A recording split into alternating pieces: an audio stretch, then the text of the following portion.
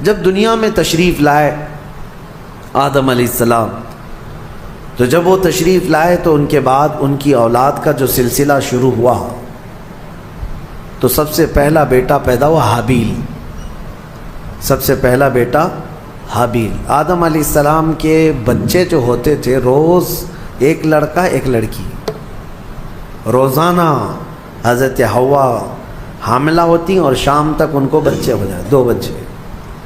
اللہ کی قدرت کاملہ ہے، کیونکہ نسل انسانی کو اس وقت بڑھانا تھا، تو روزانہ 2 بچے، ایک لڑکا اور ایک لڑکی۔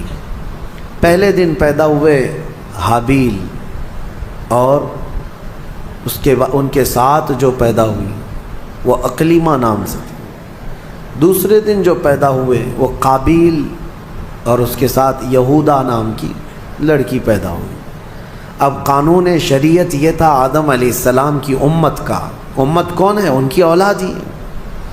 اب قانون آدم علیہ السلام چونکہ رسول تھے، شریعت کا قانون یہ تھا کہ آج جو پیدا ہوا لڑکا ہے وہ کل پیدا ہونے والی لڑکی کے ساتھ نکاح کر سکتا ہے۔ سیم ڈے والی لڑکی اس کی سگی بہن مانی جاتی، حالانکہ سب بہن ہیں، لیکن سیم ڈے جو پیدا ہوئی وہ لڑکی اور وہ لڑکا شادی نہیں کر سکتے۔ اور آدم علیہ السلام کی شریعت کا ہی یہ قانون۔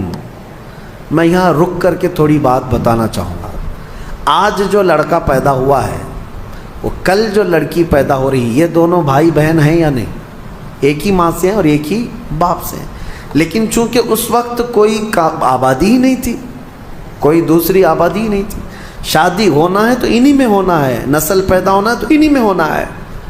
یہ آدم علیہ السلام کی شریعت میں جائز تھا۔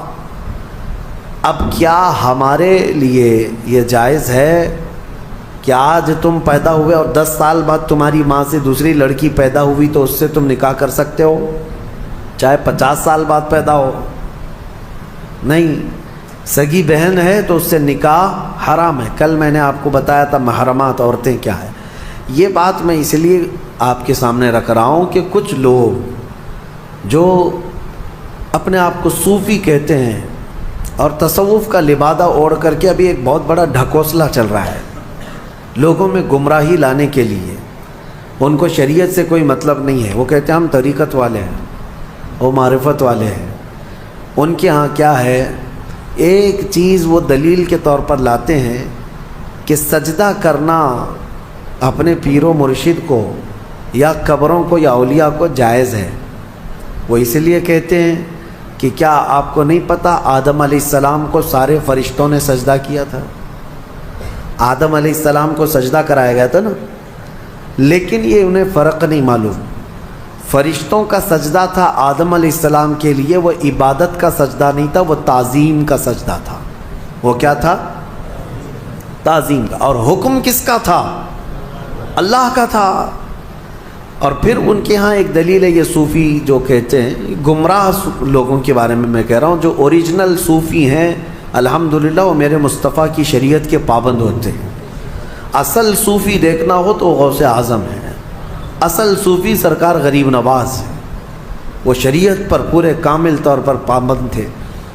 اور ایک دلیل وہ یہ دیتے ہیں کہ یوسف علیہ السلام کو ان کے باپ اور ان کے 11 بھائی سارے لوگوں نے سجدہ کیا تھا، وہاں بھی وہ تعظیم کا سجدہ تھا۔ پہلی شریعتوں میں تعظیم کا سجدہ جائز تھا، لیکن میرے مصطفیٰ کی شریعت میں تعظیم کا سجدہ بھی جائز نہیں، تعظیم کا سجدہ بھی جائز نہیں۔ نہ کسی پیر کو، نہ کسی فقیر کو، نہ کسی ولی کو، کسی کو بھی سجدہ کرنا جائز نہیں ہے۔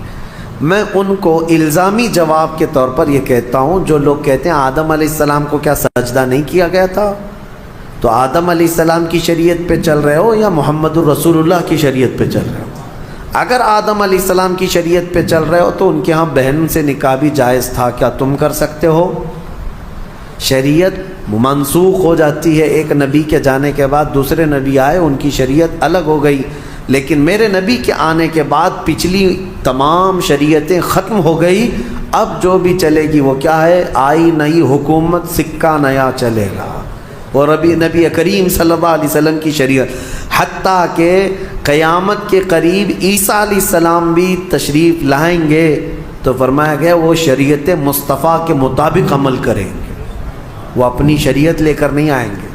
حالانکہ عیسیٰ علیہ السلام نبی بھی ہیں، رسول بھی ہیں، ان کے زمانے میں ان کی شریعت تھی، لیکن قیامت کے قریب اب عیسیٰ علیہ السلام آئیں گے تو کس کی شریعت پر عمل کریں گے؟ ہمارے نبی پاک صلی اللہ علیہ وسلم۔